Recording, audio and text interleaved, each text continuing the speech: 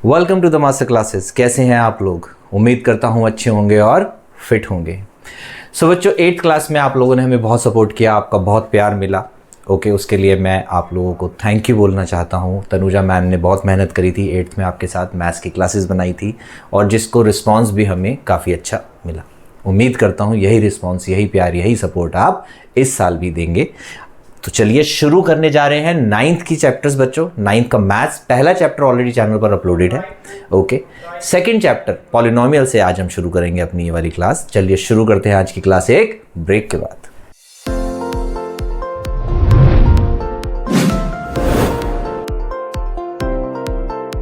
Welcome back. हाँ जी बच्चों, second chapter आपका जो हम शुरू करने जा रहे हैं जिसका नाम है पॉलिनोमियल्स। ठीक है, बहुत ही आसान चैप्टर है, बहुत इजीली सॉल्व हो जाएगा।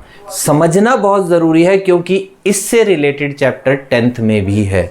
अगर ये अच्छे से समझ में आएगा तो ही 10th अच्छे से समझ में आएगी। ओके, एक एक चीज़ आपको समझाऊंगा बिल्कुल क्रिस्टल क्लियर करके। चलिए सबसे पहले ये समझते हैं पॉलिनोमियल क्या होता है बच्चों। पॉलिनोमियल एक अलजेब्रिक एक्सप्रेशन होता है। क्या होता है? अलजेब्रिक एक्सप्रेशन होता है। अलजेब्रिक एक्सप्रेशन का मतलब क्या होता है बच्चों? यानी कि एक एक्सप्रेशन होगा जिसमें एक वेरिएबल होगा, एक कांस्टेंट टर्म होगी, यानी कि कोई एक्स की टर्म होगी, कोई बिना एक्स वाली टर्म होगी। ओके, यानी कि एक एक्सप्रेशन होगा जिसमें वेरिएबल होंगे। वेरिएबल 1 भी हो सकते हैं, वेरिएबल 2 भी हो सकते हैं, वेरिएबल 3 भी हो सकते हैं। ओके, कितने भी वेरिएबल हो सकते हैं, उससे कोई फर्क नहीं पड़ता। अब वेरिएबल होने के साथ और क्या होता है? जो वेरिएबल होता है उसके साथ, वेरिएबल्स के साथ उसकी डिग्री होती है। Variable with degree. और ये जो डिग्री होती है ना बच्चों, ये भी अलग अलग होती है। ओके, वेरियस डिग्रीज होती है, यानी कि स्क्वायर भी हो सकता है, क्यूब भी हो सकता है, 10 भी हो सकता है, 50 भी हो सकता है, कितनी भी डिग्री हो सकती है। ओके, तो वेरिएबल होना चाहिए, यानी कि एक वेरिएबल होना चाहिए, वेरिएबल की डिग्री होनी चाहिए। और सबसे इंपॉर्टेंट, ये जो डिग्री है ना बच्चों, ये डिग्री कैसी होनी चाहिए? होल नंबर होनी चाहिए। क्या होनी चाहिए? Whole number. अगर होल नंबर है, यानी कि 1 2 3 4 5 6 0 है तो भी चलेगा। होल नंबर कहां से शुरू होते हैं? 0 से शुरू होते हैं और आगे चलते जाते हैं, होल नंबर्स होते हैं। क्योंकि 0 किस लिए? ये जो कांस्टेंट है इसको हम कैसे लिख सकते हैं? इसको हम ऐसे लिख सकते हैं, x⁻0। और आपको पता है किसी की भी पावर अगर 0 हो तो वो 1 होता है, यानी कि ये 1 बन जाएगा। 7 × 1 7 बन जाएगा। तो ये लिखो या ना लिखो कोई फर्क नहीं पड़ता। तो हमें एक एक्सप्रेशन चाहिए जिसमें वेरिएबल की डिग्री होनी चाहिए और डिग्री क्या होनी चाहिए? होल नंबर, यानी कि 0 से लेके आगे तक कोई भी फ्रैक्शन में नहीं होनी चाहिए, नेगेटिव नहीं होनी चाहिए। ओके, यहीं से हमें पता चलेगा पॉलिनोमियल किसको कहते हैं। पहला जो आपका क्वेश्चन है वो यही है, उसमें 5 पार्ट्स दे रखे हैं जिसमें आपको बताना है कौन सा पॉलिनोमियल है और कौन सा पॉलिनोमियल नहीं है। तो चेक करेंगे। एक वेरिएबल है x की पावर 2, x की पावर 1 और इसके साथ कुछ नहीं है तो x की पावर 0, यानी कि सबके साथ x है और पावर क्या है? 0 2 और 1, यानी कि ये एक पॉलिनोमियल है। ओके बच्चों, वेरिएबल y पावर 2, यहां पे कुछ नहीं है तो पावर 0, यानी कि ये भी एक पॉलिनोमियल है। Okay, variable t power 1, t power half, under root को कैसे लिख सकते हैं हम? पावर 1/2, यानी कि पावर किस में आ गई इसकी? डिग्री किस में आ गई इसकी? फ्रैक्शन में, जो कि होल नंबर नहीं है, तो ये वेरिएबल नहीं है। समझ आ रहा है बच्चों? नेक्स्ट, ये क्या है? पावर 1। और ये क्या है? इसको हम ऐसे लिख सकते हैं y⁻⁻⁻1। और y⁻⁻⁻1 यानी कि -1 भी होल नंबर नहीं है, तो ये भी ये भी पॉलिनोमियल नहीं है। यहां आ जाओ, 3 वेरिएबल है, वेरिएबल है 3 है, डिग्री क्या है? होल नंबर है, हाँ है, तो ये क्या बनेगा? ये पॉलिनोमियल तो है बच्चों, लेकिन 3 वेरिएबल वाला है। पॉलिनोमियल बहुत सारे होते हैं। लीनियर यानी कि एक होगा, ओके, क्वाड्रेटिक पावर 2 होगी, क्यूबिक पावर 3 होगी, 1 वेरिएबल यानी कि सिर्फ x y t, 2 variable x y, 3 variable x y t, कितने भी हो सकते हैं। ओके, लेकिन आपके जो कोर्स में आएगा वो इतना ज़्यादा, बहुत ज़्यादा वो नहीं आएंगे, एक्स वाई से रिलेटेड ही आएंगे और फिलहाल तो एक्स से रिलेटेड ही आएंगे। ओके, तो चलिए पहला क्वेश्चन उम्मीद करता हूँ आपको अच्छे से समझ में आ गया होगा। आपने नोट्स बनाइए, प्रॉपर लिखिए कि पॉलिनोमियल किसको कहते हैं, डिग्री क्या होती है, डिग्री होल नंबर होनी चाहिए, और उसके बाद ये फर्स्ट क्वेश्चन है, इसको कर लो कॉपी। मिलते हैं नेक्स्ट क्वेश्चन के साथ। क्वेश्चन नंबर 2 देखिए, 4 आपको पॉलिनोमियल्स दे रखे हैं, इसमें वो पूछ रहा है coefficient of x square. Coefficient क्या होता है बच्चों? कोफिशिएंट होता है वेरिएबल के साथ जो कांस्टेंट नंबर होता है उसको हम बोलते हैं कोफिशिएंट। तो अब देखिए एक्स स्क्वायर के साथ क्या है? कुछ नहीं है, कुछ नहीं है तो क्या जीरो लिख देंगे? नहीं, जिसका कोई नहीं होता बच्चों उसका भगवान होता है, और भगवान एक होता है, याद रखना। क्या है? इसका कोफिशिएंट है x स्क्वायर का 1।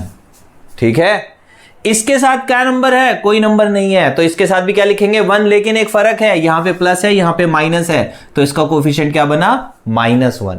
ओके, यहां पे x स्क्वायर के साथ क्या है? देखिए π/2, इसके साथ कुछ है, और यहां पे एक्स स्क्वायर की टर्म ही नहीं है, तो क्या करेंगे? अगर मान लो ऐसे होता है एक्स स्क्वायर तो कुछ नहीं है, जबरदस्ती की टर्म बना रहे हैं, तो क्या आएगा? 0। ओके, तो यहां पे क्या लिखेंगे?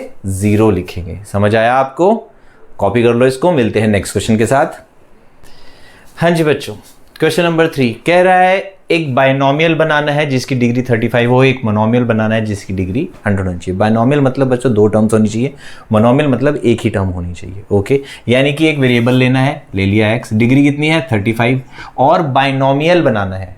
बायनोमियल मतलब 2 टर्म होनी चाहिए, यहाँ पे भी एक नंबर लिख दो, यहाँ पे भी एक नंबर लिख दो, कोई भी नंबर लिख सकते हो, 10 लिख दो, 5 लिख दो, जो आपका मन करे वो लिख दो, बस वेरिएबल लेके आपको 35 और 2 टर्म होनी चाहिए। ये प्लस भी लिख सकते हो आप, कोई प्रॉब्लम नहीं है, जो मर्जी लिख सकते हो। बात समझ में आ गई? ऐसे मोनोमियल बनाना, मोनोमियल मतलब एक हमने वेरिएबल ले लिया, डिग्री 100। ठीक है, अब इसके साथ प्लस माइनस तो कुछ नहीं करना, पर यहां आप एक नंबर लिख सकते हो, कोई भी नंबर लिख सकते हो, 1 लिख सकते हो, 2 लिख सकते हो, 3 लिख सकते हो, 100 लिख सकते हो, इवन अंडर रूट में भी लिख सकते हो।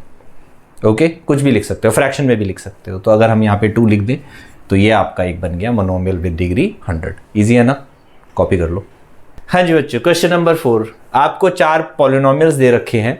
ओके, और इसमें आपको डिग्री बतानी है कि इस पॉलिनोमियल की डिग्री क्या है। डिग्री का मतलब होता है बच्चों वेरिएबल की मैक्सिमम पावर। तो मैक्सिमम पावर कितनी है वेरिएबल की? देखो 3 है, 2 है, 1 है, लेकिन मैक्सिमम कितनी है? 3। तो इसकी डिग्री क्या है? 3, और इसको बोलते हैं क्यूबिक पॉलिनोमियल। यहां पे वेरिएबल की पावर कितनी है? मैक्सिमम 2। इसको क्या बोलते हैं?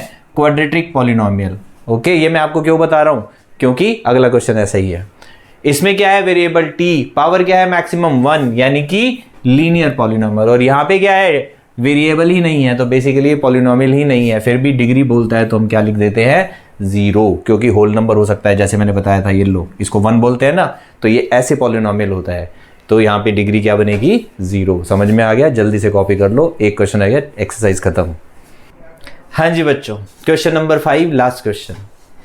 7 पार्ट्स है, डरना मत, बहुत आसान है, अभी खत्म होने वाला। देखो, बोल रहा है बताओ कि कौन सा लीनियर है, कौन सा क्वाड्रेटिक है और कौन सा क्यूबिक है। मैंने आपको पिछले क्वेश्चन में बता दिया था, जिसमें वेरिएबल की पावर 1 होती है मैक्सिमम वो लीनियर, जिसमें 2 होती है वो क्वाड्रेटिक, जिसमें 3 होती है वो क्यूबिक। देखिए वेरिएबल है, हाँ है, पावर कितनी है? मैक्सिमम 2, तो कौन सा हो गया? ये क्वाड्रेटिक हो गया। ठीक है, पावर कितनी है? 3, कौन सा हो गया? ये क्यूबिक हो गया।